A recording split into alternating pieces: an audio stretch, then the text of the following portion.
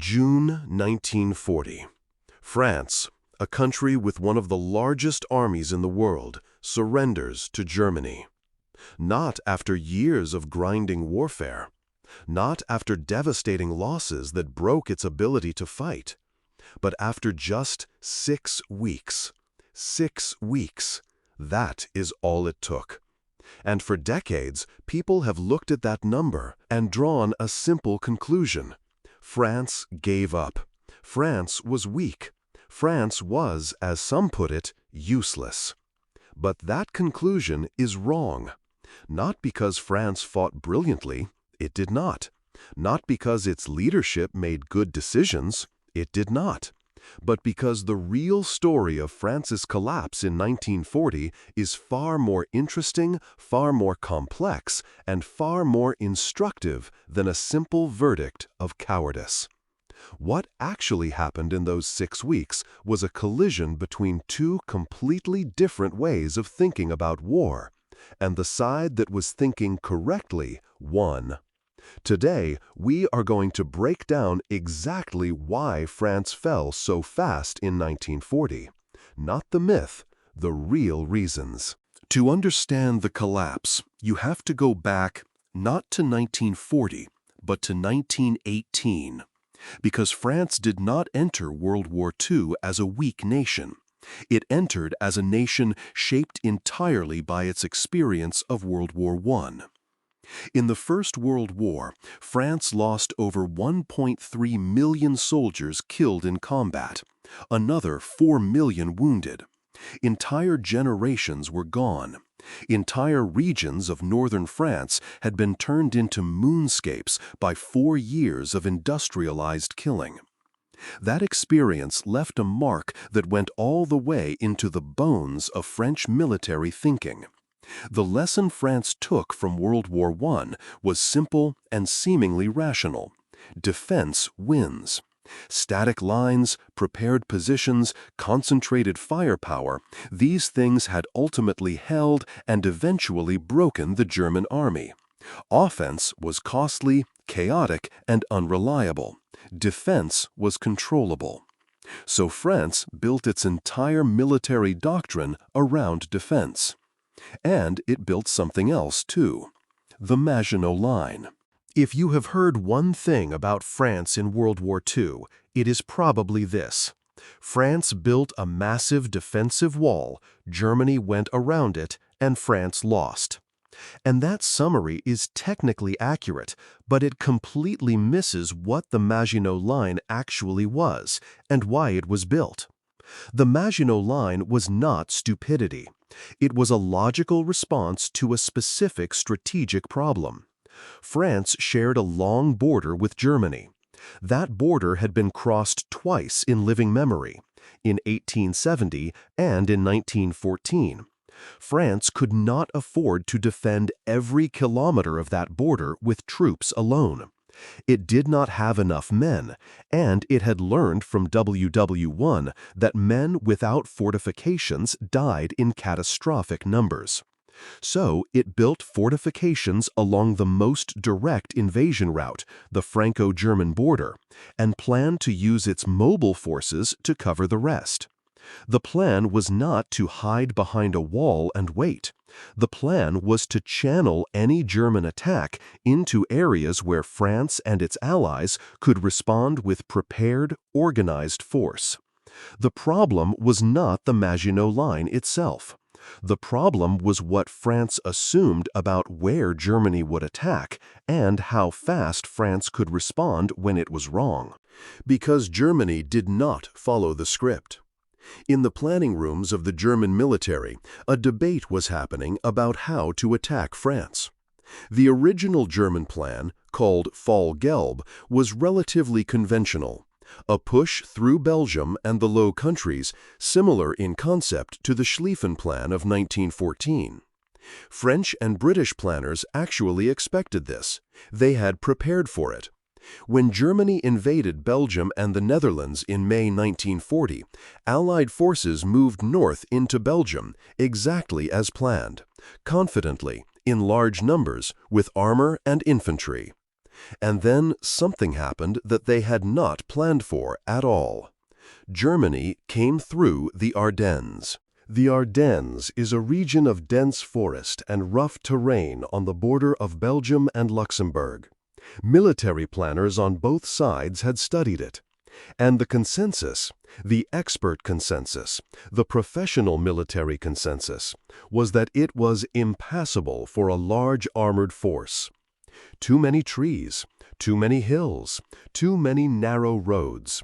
Moving tank divisions through the Ardennes would take weeks. The columns would be exposed to air attack. The logistics would be a nightmare. This was not French laziness. This was the considered judgment of experienced military professionals. They were wrong. General Erich von Manstein had developed a plan, later called Sickelschnitt, the sickle cut, that proposed exactly this. Push the main armored effort through the Ardennes, cross the Meuse River, and drive northwest toward the English Channel. The goal was not to defeat the French army. The goal was to get behind it.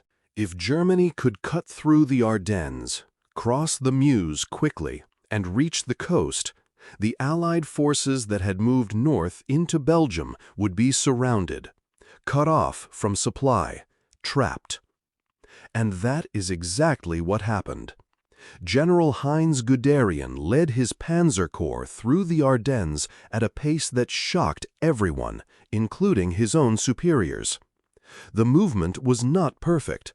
The roads were jammed. Fuel was tight. Guderian himself was ordered to stop at one point and nearly resigned in protest. But the pace was fast enough. By the time French commanders understood what was happening, by the time they recognized that this was not a feint, not a secondary attack, but the main German thrust, it was almost too late to react. And this brings us to the next real reason France fell: the command problem. France's military command structure in 1940 was designed for a different kind of war. In the doctrine France had built since WWII, decisions flowed carefully up and down a structured chain of command. Commanders at every level were expected to report, consult, receive orders, and then act. This produced deliberate, coordinated movement, exactly what worked in a slow, methodical defensive war. Against Germany in 1940, it was fatal. German armored doctrine, developed by Guderian and others, operated on a completely different principle: Auftragstaktik, or mission-based tactics. Officers at every level were given an objective and then trusted to figure out how to achieve it. They did not wait for permission. They did not stop to report and receive approval. They acted on their own judgment, continuously, at speed. The result was a tempo of operations that French command simply could not match. By the time a French Corps commander had identified a problem, reported it up the chain, received authorization to respond, and moved his forces, the situation had changed completely. German armor had already moved again. The response was always one step behind. General Maurice Gamelin, the French Supreme Commander, was operating from a headquarters that had no radio communications. He was issuing orders by dispatch rider, literally by motorcycle messenger, in a battle that was moving faster than any previous war in history. This was not cowardice. This was a command system that had been designed for the wrong war, fighting at the wrong speed, against an enemy that had specifically built its doctrine to exactly this kind of institutional slowness.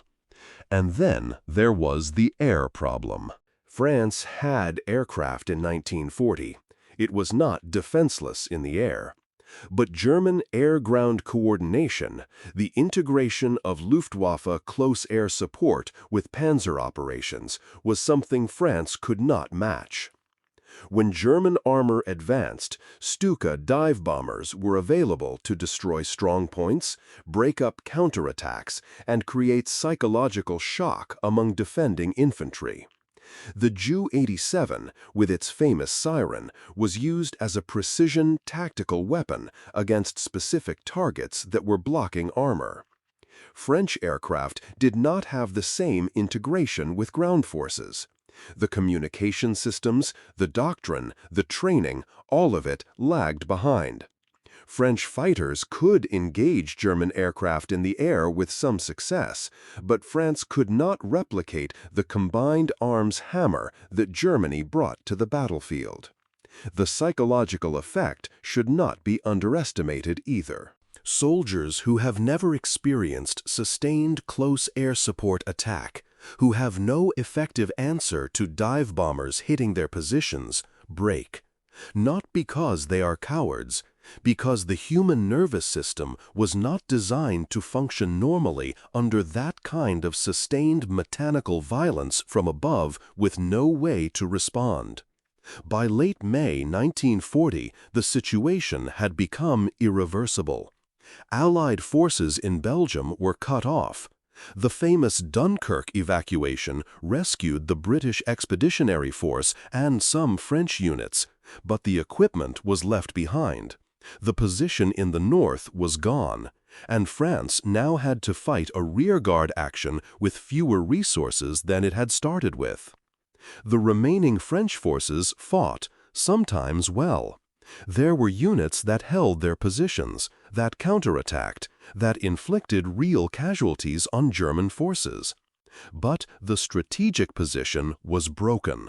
On June 22, 1940, France signed an armistice with Germany, 6 weeks after the German offensive began. So here is what actually happened, and here is what most people miss. France did not fall because the French were cowards. France fell because of 5 compounding failures, none of which were inevitable, all of which were connected. 1. A defensive doctrine built for the last war, not the current one. 2. A strategic assumption that the Ardennes was impassable, that Germany deliberately exploited. 3. A command structure that moved too slowly for the tempo of modern armored warfare. 4. An air-ground integration gap that Germany had developed and France had not. 5. A political and military leadership that could not adapt quickly enough when the situation broke the model they had prepared for. Each of these failures on its own might have been survivable. Together, they created a cascade, a collapse that fed itself, where each failure made the next one worse and faster. That is the real lesson of France 1940. Not that defense is wrong, not that large armies cannot lose quickly, but that doctrine built for the last war is a liability in the next one, and that an enemy who understands your assumptions can use them against you more effectively than any weapon. Here is France 1940 in 5 lines. 1. France built its entire doctrine around WW1 lessons: defense, preparation, slow, methodical response. 2. Germany bypassed the expected attack route and came through the Ardennes, exactly where France assumed armor could not go. 3. France's command structure was too slow for modern armored warfare. Orders by motorcycle in a war moving at tank speed. 4. German air-ground integration gave armor a decisive edge France could not match. 5. Each failure accelerated the next, and 6 weeks after the offensive began, France was gone. That is the WWII War Archive case file on the fall of France. If this kind of deep operational breakdown is what brought you here, subscribe to WWII War Archive.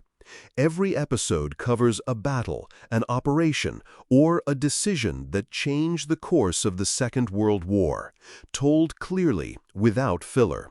And comment below with one word the topic you want next. Dunkirk, Blitzkrieg, Maginot, Rommel. One word, most requested, becomes the next case file.